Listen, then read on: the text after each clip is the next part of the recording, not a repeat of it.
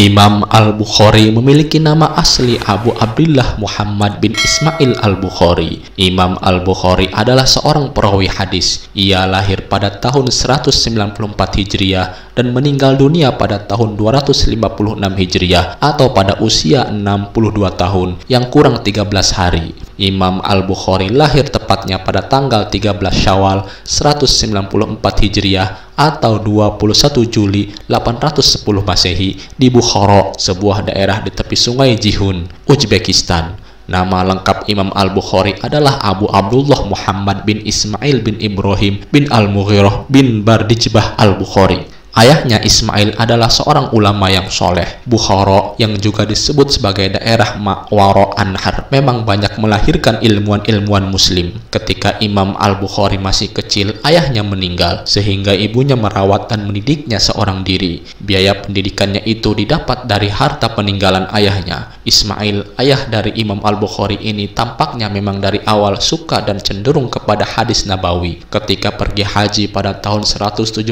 Hijriah atau 15 tahun sebelum Bukhari lahir, beliau menyempatkan diri menemui tokoh-tokoh ahli hadis seperti Imam Malik bin Anas, Abdullah bin Al-Mubarak, Abu Muawiyah bin Soleh, dan lain-lain. Tidak berselang lama Ismail wafat ketika Imam Bukhari masih kecil.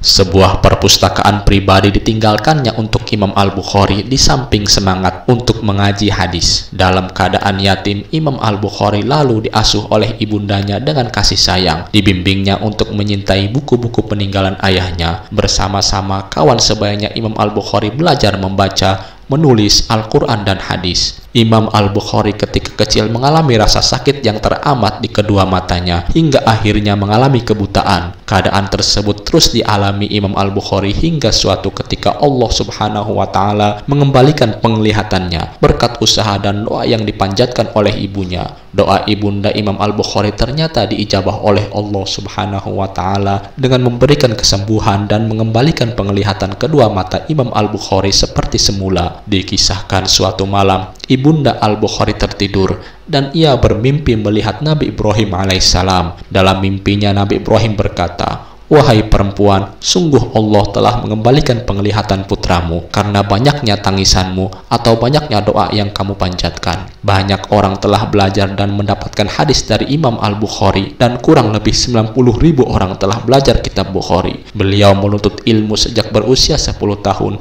dan belajar dari para ahli hadis sejak berusia 11 tahun. Sebelum menjadi imam besar dan menuliskan buku serta hadis yang kita jadikan sebagai landasan hingga sekarang, Imam Al-Bukhari memiliki kisah semasa kecil yang berkaitan dengan doa ibu. Imam Al-Bukhari lahir di Bukhara, Samarkandi. Ia adalah anak kecil yatim yang dulunya pernah mengalami gangguan penglihatan, tepatnya kebutaan. Setelah penglihatan Imam Al-Bukhari benar-benar telah kembali, perasaan gegap gempita lantaran kembalinya penglihatan putranya membuat sang ibunda mewakafkan hidup putranya untuk ilmu. Pada usia 16 tahun, sang ibunda mengajaknya umroh ke Mekah bersama saudaranya. Seusai umroh, Al-Bukhari menetap di Mekah untuk menuntut ilmu, sementara ibundanya kembali pulang bersama saudaranya.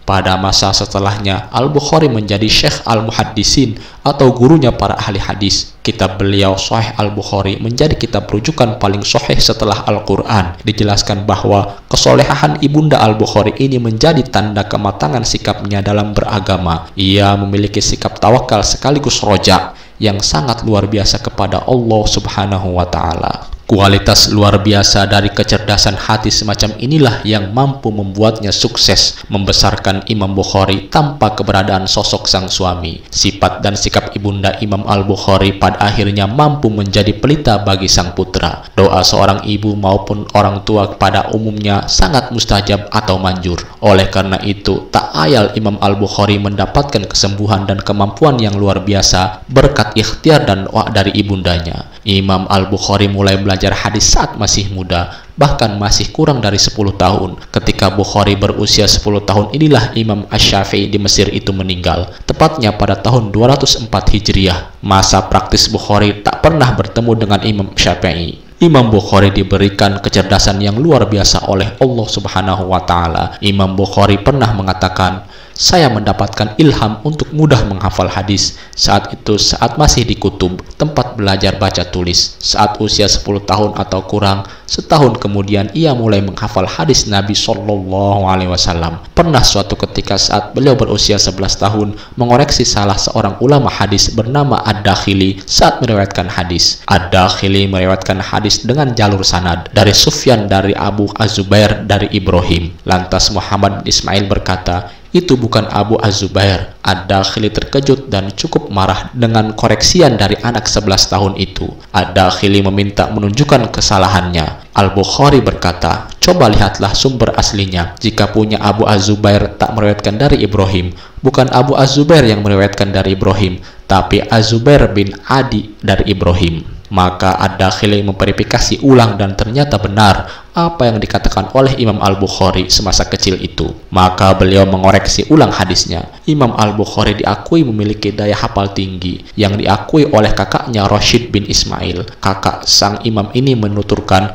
pernah Al-Bukhari muda dan beberapa murid lainnya mengikuti kuliah dan ceramah cendekiawan Balkh. Tidak seperti murid lainnya, Al-Bukhari tidak pernah membuat catatan belajar. Ia sering dicela membuang waktu karena tidak mencatat, namun Imam Al-Bukhari diam tak menjawab. Suatu hari karena merasa kesal terhadap celaan itu, Imam Al-Bukhari meminta kawan-kawannya membawa catatan mereka. Kemudian beliau membacakan secara tepat apa yang pernah disampaikan selama dalam kuliah dan ceramah tersebut. Tercenganglah mereka semua, lantaran Al-Bukhari ternyata hafal di luar kepala 15.000 hadis. Lengkap dengan keterangan yang tidak sempat mereka catat, Imam Al-Bukhari pernah berkata, "Saya tidak akan meriwayatkan hadis yang kuterima dari sahabat dan tabi'in sebelum aku mengetahui tanggal kelahiran, hari wafatnya, dan tempat tinggalnya. Aku juga tidak akan meriwayatkan hadis mauquf dari sahabat dan tabi'in kecuali ada dasarnya yang kuketahui dari kitabullah dan sunnah Rasulullah." Imam Al-Bukhari adalah seorang yang hafiz, cerdas, cerdik, dan cermat. Ia memiliki kemampuan menjelaskan dengan jeli.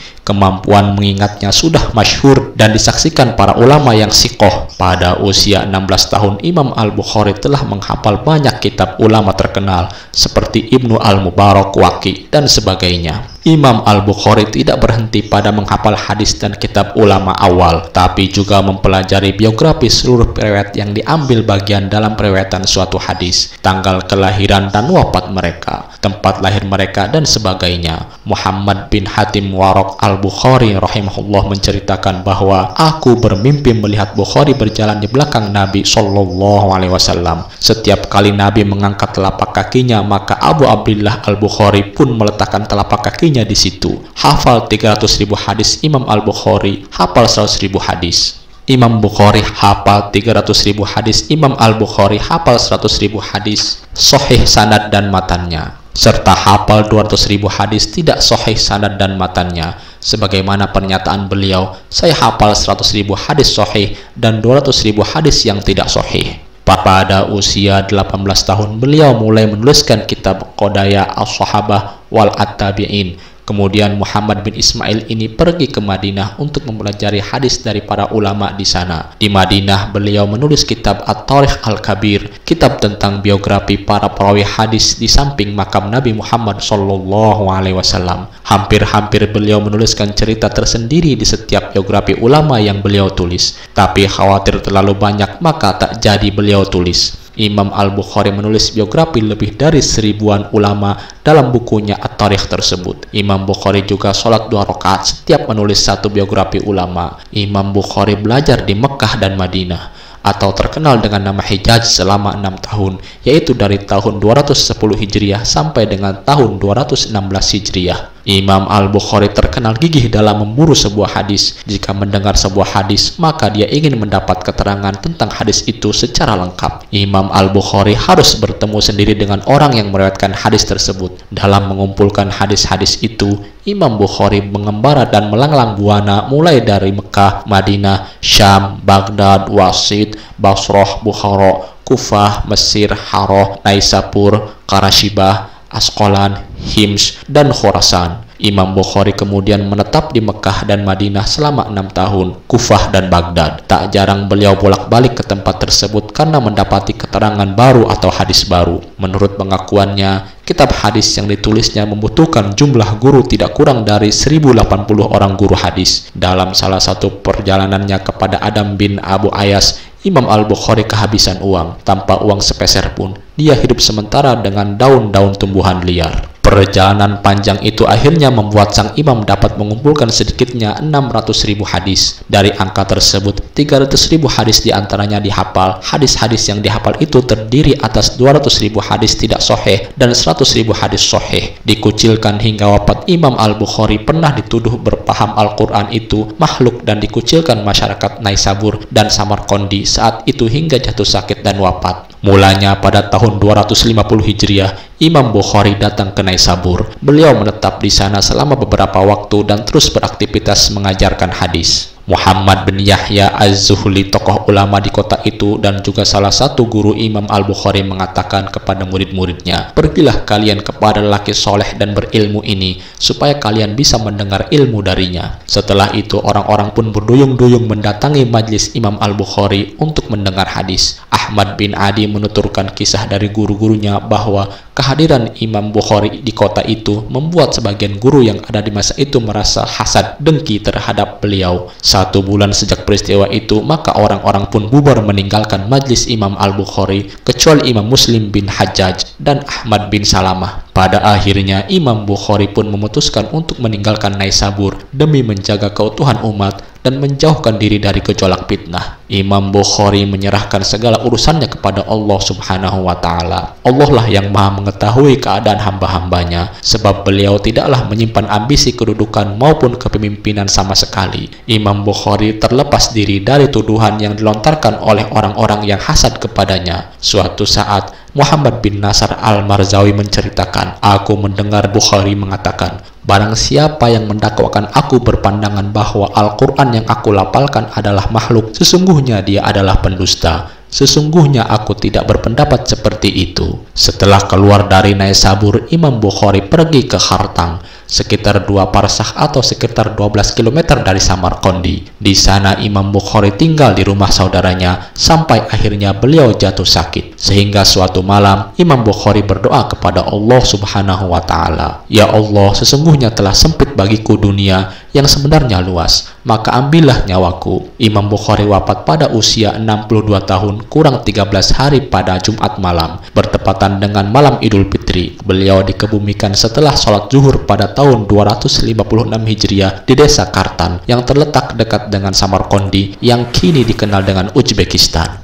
Itulah tadi kisah singkat mengenai Imam Al-Bukhari. Semoga bermanfaat. Assalamualaikum warahmatullahi wabarakatuh.